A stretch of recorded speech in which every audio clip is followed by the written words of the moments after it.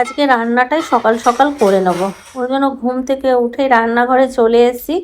রাতের কয়েকটা ইঁঠো বাসন ছিল, সেগুলো ধুয়ে নিলাম। আর এখনো পর্যন্ত আমার মুখ ধোয়া হয়নি। মুখ ধোবো, চা খাবো পরে, আগে রান্নাটা সেরে নিই। এখন চিন্টুর ক্লিনিক্যাল চলছে, তো তো মাঝে মধ্যে ক্লাস হচ্ছে। ওই জন্য কখনো কখনো 11টাতেও চলে যাচ্ছে। তা কাল রাতে ওকে আমি জিজ্ঞাসা করতে ভুলে গেছি যে 11টায় যাবে না 2টোয় যাবে। তো এখন ঘুমাচ্ছে। এমনিতেই রাত করে ঘুমায়, আর সকালবেলায় মনে হয় যে একটুখানি ঘুমাক। ওই জন্য আর উঠিয়ে জিজ্ঞাসা করলাম না। ভাবলাম রান্নাটা করেই নিই। 11টায় যাক বা 2টোয় যাক, রান্নাটা হয়ে থাকলে খেয়ে যেতে পারবে দুটো। ওই জন্য রান্নাটাই সেরে নিচ্ছি। আর আজকে রান্না করব ডাল আর পনিরের তরকারি। সেই বাজার করেছি পয়লা বৈশাখে, তারপরে আর বাজার হয়নি। আর রামনবমীর দিন তো আমরা সবাই চলে গেলাম রাম মন্দির, বাজার করা হলো না। যাকগে, রবিবার দিন চিকেন আনা করাবো, সেদিনই যা হয় বাজার হবে। আর না হলে ঠেলা গাড়িটা যেটা আসে বাড়ির সামনে, ওটা যদি দেখতে পাই তাহলে ওখানে বাজারটা করে নেবো, কারণ ওখানে একটুখানি সস্তায় পাওয়া যায়। তাহলে রবিবার দিন চিন্টুকে বলবো শুধু একটু চিকেন আনলেই হয়ে যাবে। আর এই পনিরটা কালকে রাত্রেবেলায় আনা করিয়েছি এই আজকার জন্য, কারণ বাজার ছিল না। যা বাজার ছিল সব শেষ হয়ে গেছে পয়লা বৈশাখের। এই পনিরটার দাম হচ্ছে 300 টাকা, আর পনিরটা আছে 800 গ্রাম। পনিরটা খেতে ভালো, অন্যান্য পনিরের থেকে না এই পনিরটা খেতে মানে টেস্ট আছে, মানে আমাদের ওইখানের মতন, আসানসোলের মতন। আর বাকি পনির, এখানে অনেক রকম পনির খেলাম কিন্তু পনিরগুলোর টেস্ট নেই। এদিকে চাটা রেডি করে রেখে দিচ্ছি, ডাল হয়ে গেল, ডালটাও নামিয়ে নিই। পনিরটা একবারে বসিয়ে তারপর মুখ ধুতে চলে যাবো। তো চলো, রান্নাবান্নাটা এদিকে হয়ে গেলে নিশ্চিন্তে বসে তোমাদের সঙ্গে কথাও হবে।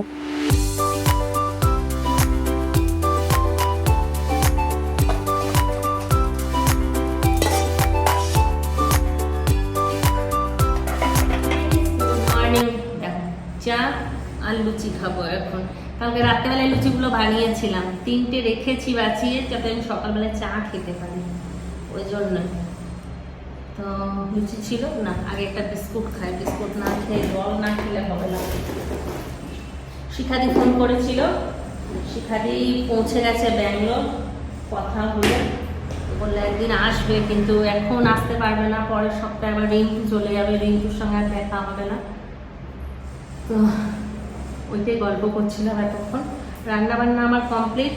ও আজকে কত তারিখ ভুলে গেছি, মানে কীভাবে যে কথা বলবো মাথায় থাকে না, ক্যামেরা অন করে হড়বড় করে কথা বলতে শুরু করে দিই। আজ হচ্ছে 19 তারিখ আর শুক্রবার।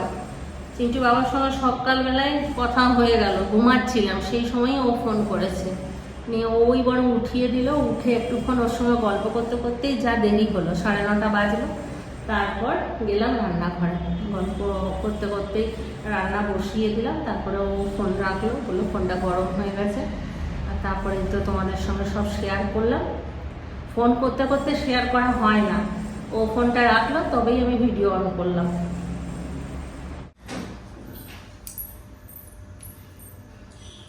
চাটা খেয়ে চলে এলাম, এদেরকে উঠালাম, বিছানা ঝাড়লাম, ঘর ঝাড়ু দেবো। পর্যন্ত স্নানটা করিনি, স্নানটা পরে করবো। রান্না আগে করলে স্নানটা পরে হয়, আর যদি রান্নাটা পরে হয় তাহলে স্নানটা আগে হয়। কিন্তু ব্যালকনিটার থেকে একটু কাপড়গুলো তুলে এনে দিত। আননোন নাম্বার থেকে ফোন এসছে, ফোন এসে আমাকে বলছে, কি বৌদি ভালো তো, দাদা কেমন আছে? আমি বলছি কে বলছেন বলুন, তুমি এখন আমাকে কেন চিনতে পারবে, তুমি বড় লোক হয়ে গেছো, কি বেদ ঘুটে।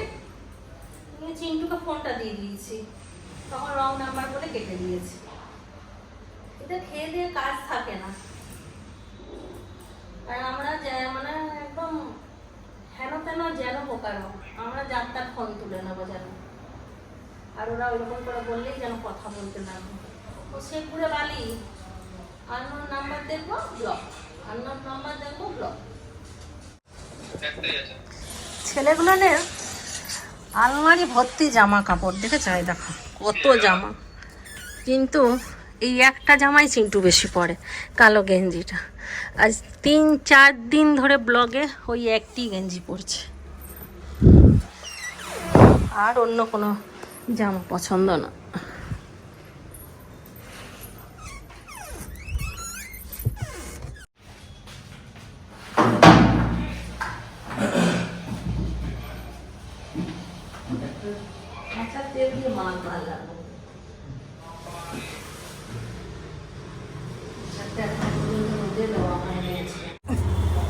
আমার আজকে গরমটা বেশি আছে, আজ ঘাম হচ্ছে। ঝাড়ু দেবো, ঘর মুছবো, তারপর স্নান করতে যাব।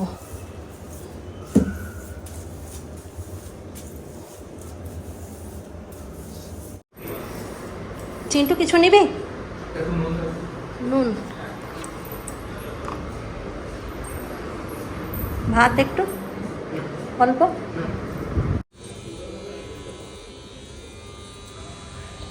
এইখানটা ওঠাতেই কষ্ট, এখানটা যদি একদম প্লেন হতো ভালো হতো।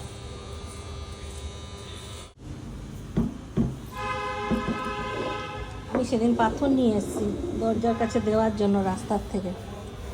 দরজাগুলো বারবার বন্ধ হয়ে যায় হাওয়াতে, ওই জন্য।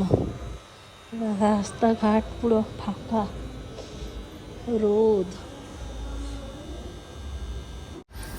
ডাস্টবিনটা পুরো ভরে গেছে, এটা প্রত্যেক দিন ফেলা হয় না তো, রান্নাঘরেরটা প্রত্যেক দিন ফেলি, আর এইটা রাখা থাকে, কিন্তু আজকে দিয়ে দিতে হবে। ভরে গেছে পুরো।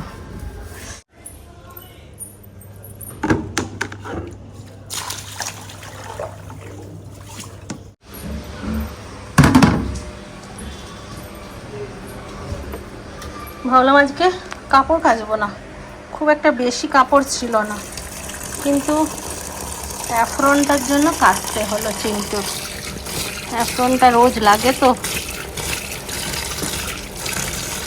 ওয়াশিং মেশিনের পাইপটা অনেক ছোট ছিল, সেদিন চিন্টুকে দিয়ে একটা পাইপ আনা করিয়ে এটা জয়েন্ট করে আবার এত দূর এনেছি। চিন্টুর খাওয়া কমপ্লিট, বাসন কটা ধুয়ে তারপর ঘর মুছবো।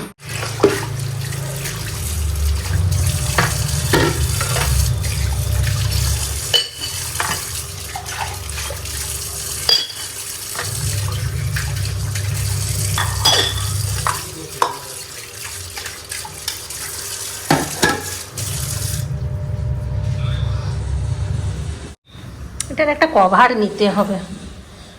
সেই দিনকে একটা কভার দেখলাম 700 টাকা দাম বলছে। কে নেবে 700 টাকায়? আমার দোকানে 250-300-তে কত সুন্দর। আমি এইভাবে ঘর মুছি, অনেকের কষ্ট হয়। আমাকে মিঠুদি বলছিল, বলছে তমা এখন সেই একটা নতুন বেরিয়েছে বালতি আর মফ, একদিকে জল থাকে আর একদিকে মফটার থেকে জলটা নিংড়ানো হয়ে যায়, ফ্যানের মতন থাকে এক সাইডটা, ওটাতে চিপলেই জলটা বেরিয়ে যায়। বলছে ওটা নিয়ে নেবে, কিন্তু বাইরে থাকি না, ইচ্ছে হয় না। এটা ওটা কিনে পয়সা খরচ হয় একদিকে, আর তার উপরে যা কিনছি সব আমাকে এখানে বিক্রি করে দিয়ে যেতে হবে হাফ দামে। চিন্টুর বাবা কিচ্ছু নিয়ে যাবে না, বলছে নিয়ে যাওয়ার খরচটা বেশি, ওখানে তোমার অন্য জিনিস হয়ে যাবে। ওই জন্য কিনে কিছু বাড়াতে চাইছি না।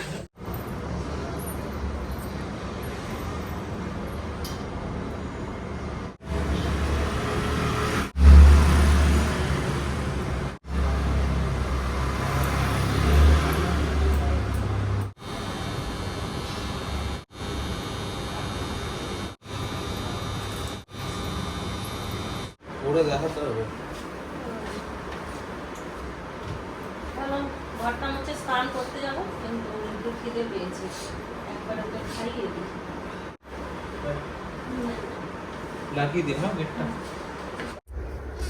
চিন্টু বেরিয়ে গেল, রিন্টুরও খাওয়া হয়ে গেল, আমারও ঘরের কাজ কমপ্লিট হয়ে গেল। এখন শুধু স্নান আর ওই ঠাকুরকে একটু ধূপকাঠি দেখাবো, তারপর যখন খুশি খেলেই হচ্ছে।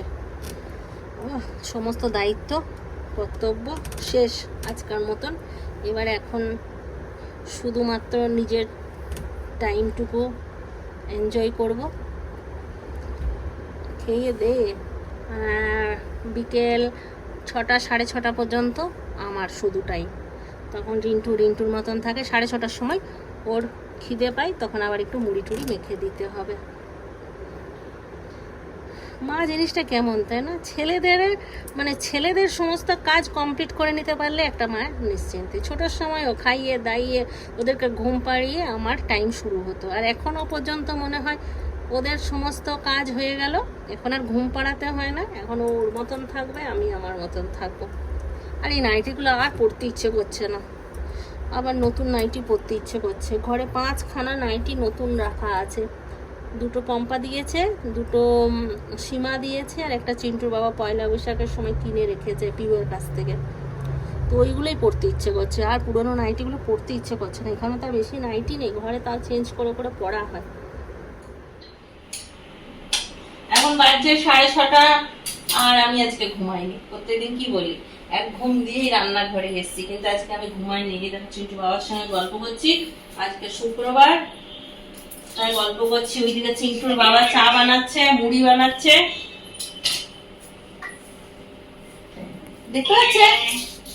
দেখা যাচ্ছে তোর বাবাকে? গুড ইভিনিং করছে বাবা। গুড ইভিনিং বলছে।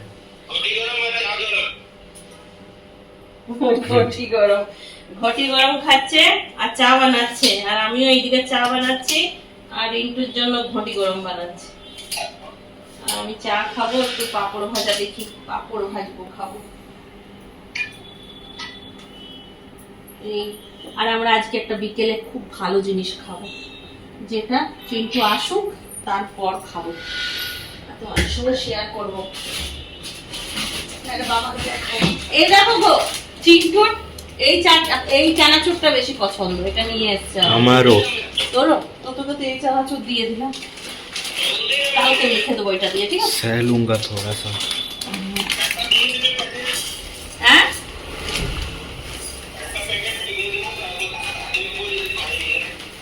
ওটা দিয়ে মুড়ি খেতে খুব ভালোবাসে চিন্টু। আজকে এই যে যেটা বানাবো বললাম সেটা খাবো, আর যদি খেতে চাই। তোমার দুধটা ফেটে গেল কেন? চা খাবো বললাম, দুধটা ফেটে গেল, দেখো না, ফ্রিজে আছে, আর সকালেই এনেছে।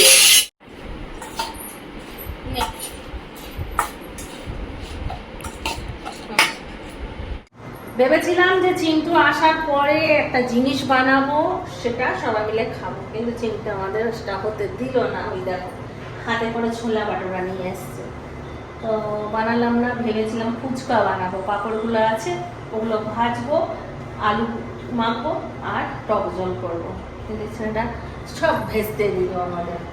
হ্যাঁ তো হোক না, এটা খেয়ে নেবো এখন, তাহলে 12টা নাগাদ আমার খিদে পেয়ে যেত। ছেলের কাণ্ড শোনো, বলছে কি 12টার সময় তখন আবার ফুচকা বানাবে। আমি কি মানুষ না, তোর কি মনে হচ্ছে আমি অন্য কিছু? এই যে এখানে জিনিসও নিয়ে ঢুকেছে, তেঁতুল, ছাড়ানো তেঁতুল কেমনভাবে প্যাক করা আছে। আমি বললাম চিন্টু নিজের জন্য টাই কিনে নিয়ে এসছে, আর আলু এনেছে, এতগুলোই অনেকগুলো তেঁতুল নিয়ে এসছিস। আর এখানে আছে ছোলা বাটোরা। চ বাবাকে ফোন লাগায়, তো বাবা বললে একসাথে খাবো। খোল রে हमको नहीं हो रहा है खोलना। কেমন হিন্দি বললাম। রিন্টু যা প্লেট নিয়ে একটু হেল্প কর। ছোলা বাটোরা আর চানা মশালা। চানা মশালাটা কেমন হবে কে জানে।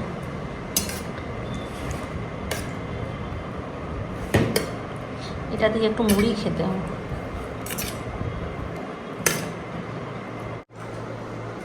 এখন বাজছে 10:10। তো চলো আজকাল ব্লগটা এখানেই শেষ করে দেবো, আর একসাথে খাবো বলেছি। চিন্টু বাবাকে এখন কল করতে হবে। তাহলে সবাই ভালো থাকো, সুস্থ থাকো, ব্লগ দেখতে থাকো। Tata, bye bye, good night, খতম।